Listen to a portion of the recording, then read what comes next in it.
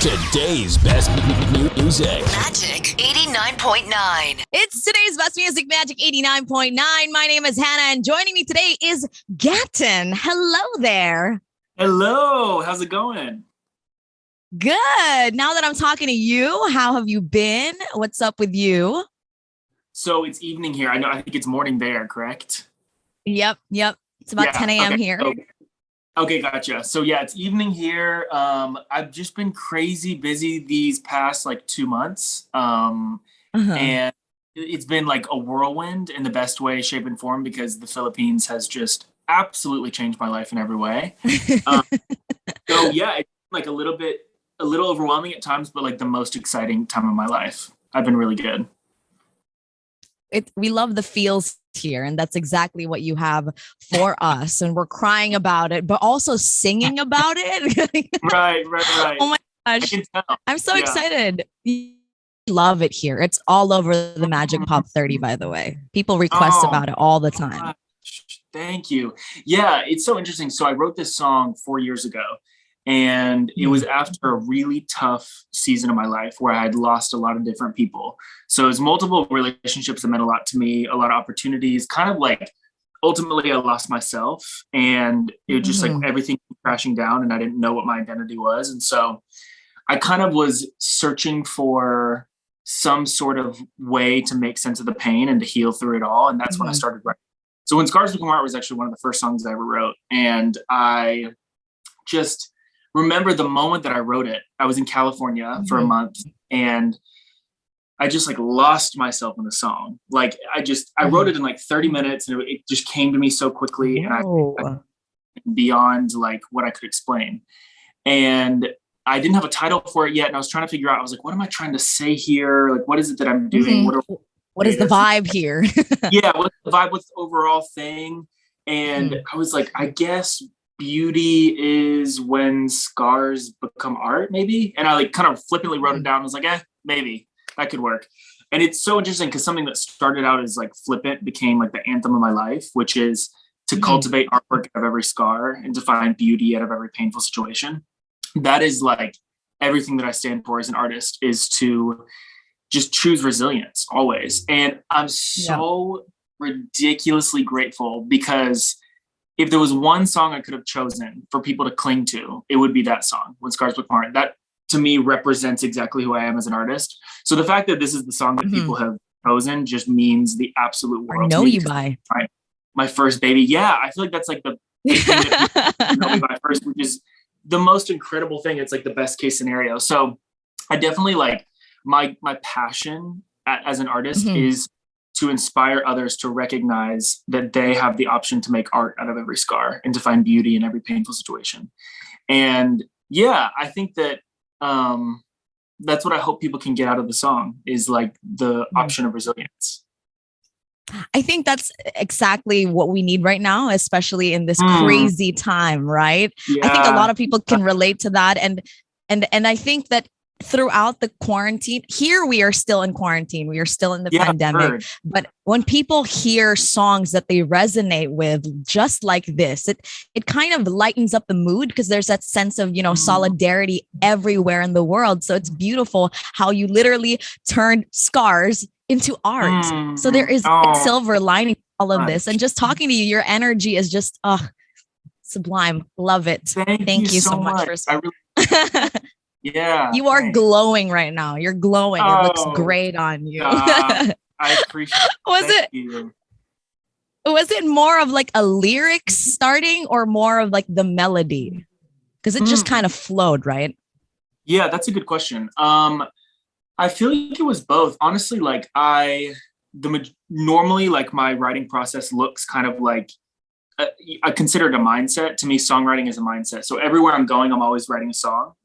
I'm taking notes, different podcasts that I'm listening to, and hikes that I'm taking, and conversations I'm having. I'm always in my notes app. My notes app is schizophrenic, all over the place. That's where all the secrets are. Exactly. Yeah. I'm it's dark in there at times, but I always taking notes and observing things, and just keenly aware of my surroundings. And so I feel like I'm in a constant state of songwriting. But for this song specifically, I just I was in such a dark, like low place, and I'd lost like one specific relationship that just I never could have imagined I would have lost. It was somebody that just meant so much to me.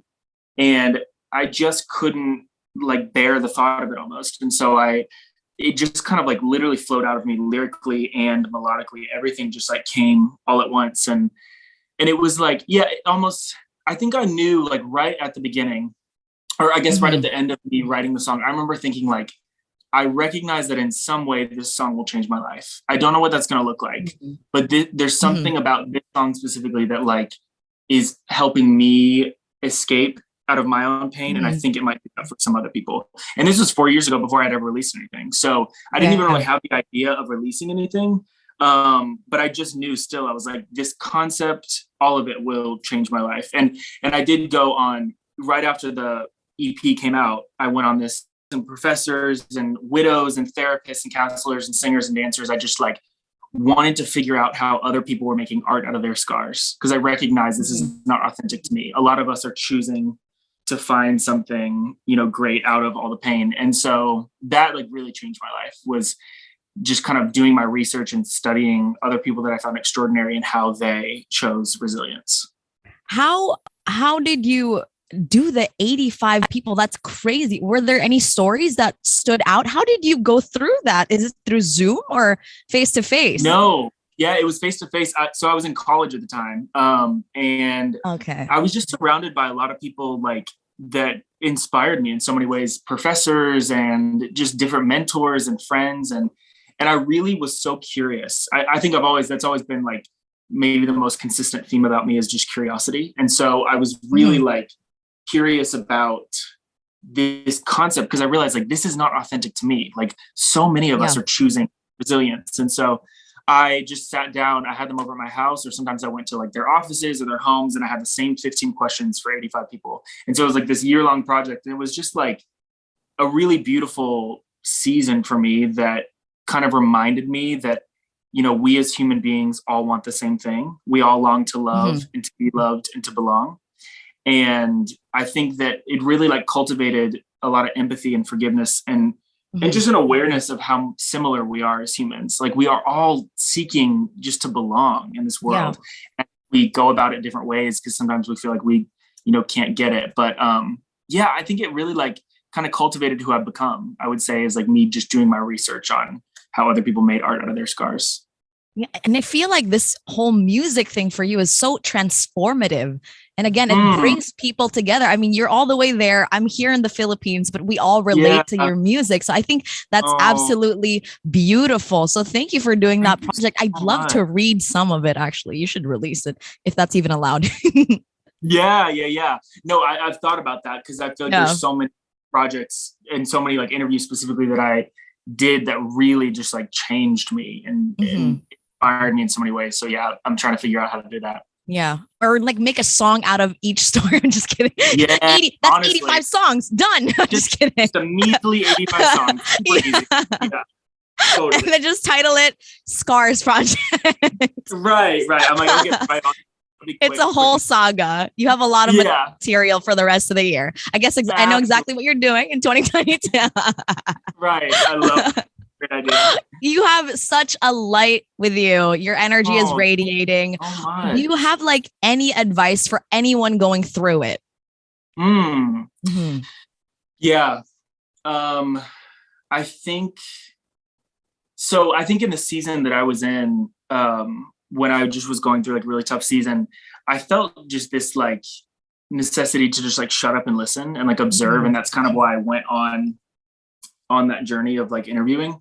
I think that it's really necessary to like kind of sit in the pain. I think it's like so against our natural human instincts, but I think if you can learn to like exist in the pain and almost invite it in, pain, fear, any uncomfortable emotion, acknowledge that it's there, invite it in, and like start to work through it. Because I think that the reason why so many people don't heal is because they're just avoiding, they're just running away from their emotions and their problems. And I did for so long. I think I was running for a long time, and perhaps I still am at times. Journal it out, songwrite it out, seek other, therapists, counselors, whatever it is.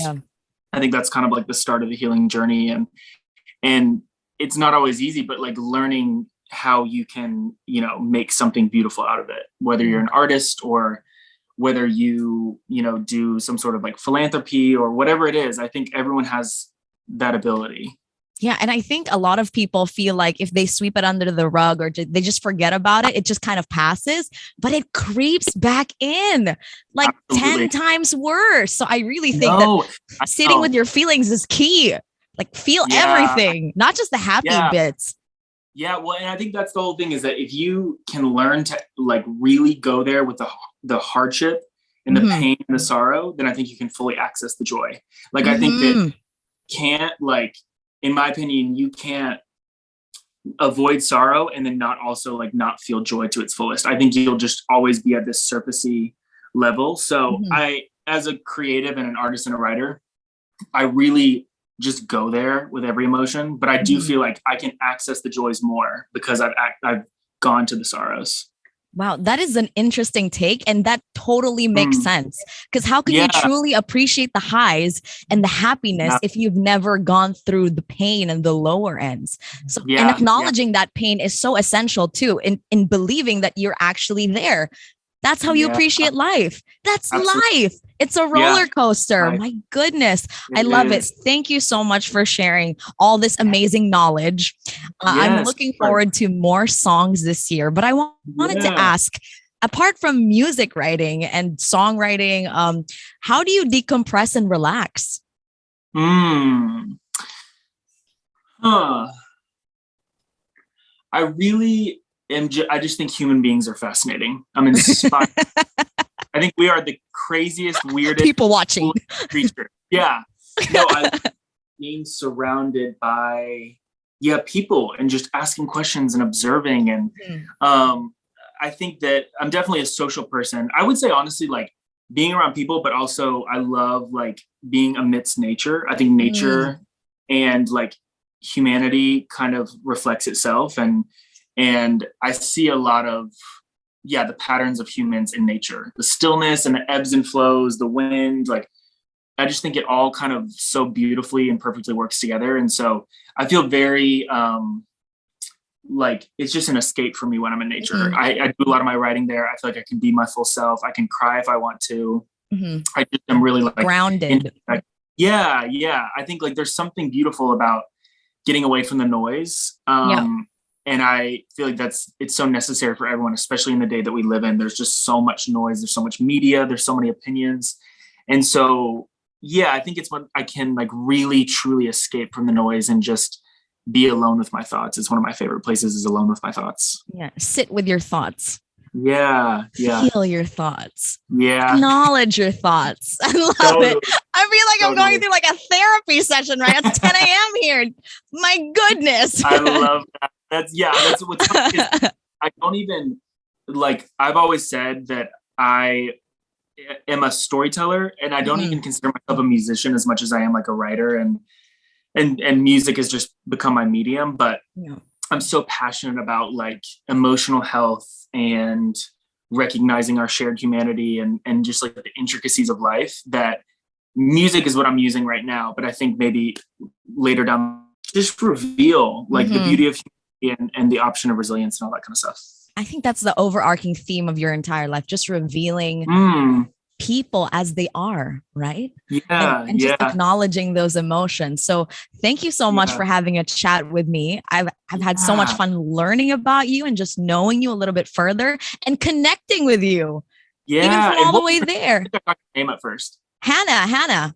Thank you so much, Hannah. You're so welcome. Do you have any works for 2022 that we should look forward to? I do. I can't give too much information, but I do have a collab that I think the Philippines will be really excited about. That's coming up soon. And then I also am working on finishing up an album. So it'll be my like first debut album. And I think it'll be some different things from what people have like heard me before, but also some of the similar like reflective type of singer-songwriter stuff. So I've got some really exciting upcoming things. I've really I don't even say this lightly, like the Philippines has changed my life 100% completely. am so blown away by the support that I've seen. And I went from like a month and a half ago, I think I was at like 140,000 monthly listeners. And then this morning it was like 1.3 million, which is just like beyond me. It's just blowing. But it's really like changed so much of my life. And I am like forever grateful for just the like immense support from your country. I got to get over there so soon. Yes, please. Yeah. Please come here in this booth, by the way. Yes. We'll do a real interview and we'll meditate. Absolutely. We'll watch people all day. Oh my God. We're going to go to a coffee shop and just watch people all day and get in our feels. So we should get our tissues ready because Gatton is coming out with his album. Right, exactly. I'm like, get your therapist on call, like the whole night. Awesome. So thank you so much, Gatton, again. You're tuned in. Thank you. Thank you. Oh, any last minute messages for all your fans here in the Philippines? I just want to say, I want to say it right. Mahal kita. Yes. Right? Yes. Right? Mahal kita. Mahal kita. I love the Philippines so much. I'm so grateful. And if there is one thing that I hope that people grasp from my art, it's that we all have the option to cultivate art out of every scar and to find beauty in every painful situation. That's beautiful. Thank you so much. If you're going through it, find art in it.